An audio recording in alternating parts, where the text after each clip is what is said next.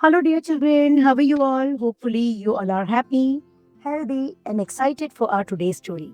So, without delay, let's begin. In a bustling city lived a renowned industrialist named Arvind Mehra. His factories were known for innovation. Every year, he improved his product, better quality, smarter design, faster production. On paper, everything looked perfect. Yet, one thing stubbornly refused to grow: his profit margin. Late nights became his routine. He would sit in his office, staring at chart and reports, wondering, what am I missing? He had the best machines, the best managers, the best strategies. Still, something wasn't right. One evening, his old college friend Rajiv visited him. Rajiv had always been a calm thinker, someone who believed in simple yet powerful ideas. After listening patiently, Rajiv smiled and said, Arvind, you are focusing on growth, but maybe not on people. Arvind frowned. What do you mean? I pay good salary, provide facilities. Rajiv gently replied, Have you heard of Ubuntu? Ubuntu? Arvind asked, confused. Rajiv said, It means I am because we are. It's a philosophy that says we grow together, not alone. Arvind learned back um, and then leaned back too. Intrigued but spectacle sounds good. But how does that increase profit? Rajiv didn't argue. Instead, he said, Come with me tomorrow, I'll show you. The next day, Rajiv took Arvind to a small village on the outskirts. Life there was simple: mud houses, children playing barefoot, people smiling without worries. Rajiv gathered a group of children and placed a basket full of chocolates under a tree about 100 meters away. Then he told them, Whoever reaches the basket first will get all the chocolates. Arvind watched carefully.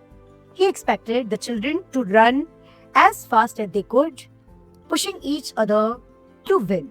But something unexpected happened. The children looked at each other, smiled, and then held hands. Together they walked. No, they ran towards the basket.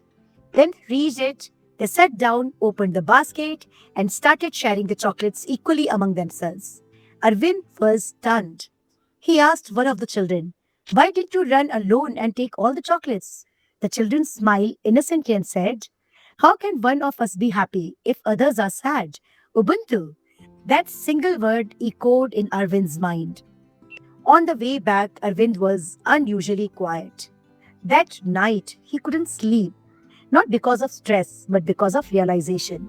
He thought about his factory workers, the people who worked long hours, the ones who helped his business grow, yet remained just employees in his system. He whispered to himself, I was trying to grow alone, while they were the one carrying me. The next week, Arvind made a bold decision. He called a meeting with all his employees. Everyone was nervous. Some feared layoff, others expected stricter rules. But Arvind stood on the stage and said, From today, this company is not mine alone. It belongs to all of us. There was silence. Then he continued, I was to build something where everyone grew, not just as in salary, but in life. He introduced several changes: profit sharing for workers, education support for their children, healthcare benefits for families, skill development programs, open communication where every worker could share ideas. Most importantly, he treated them as partners, not just employees. At first, people were surprised. Then slowly, something magical began to happen. Workers who once did just their job started taking ownership. They suggested improvements. They reduced waste. They worked with pride. The factory atmosphere changed. It wasn't just a workplace anymore. It felt like a family. Production quality improved naturally. Costs reduced without force. Innovation came from unexpected places. And within a year, Arvind saw something he had been chasing for years. Profit began to rise rapidly. But this time, it felt different. It wasn't just number increasing, it was happiness multiplying. One evening, Arvind stood on the factory floor, watching his team laugh and work together. He smiled and said softly, "Success isn't built alone, it's created together." He remembered the village children. The simple wisdom they had transformed his entire life. Arvind began to notice something else too.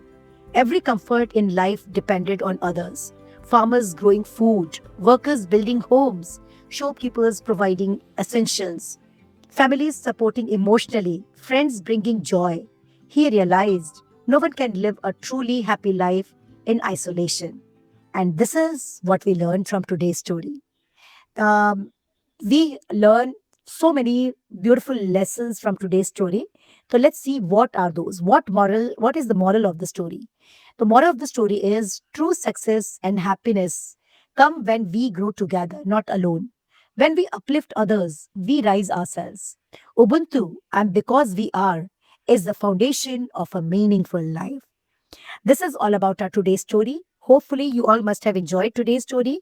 Please share this story with your friends, relatives, neighbors, cousins, school friends, everyone. Do subscribe to our channel. We'll meet tomorrow with a new story. Till then, take care. Bye bye. Lots of blessings.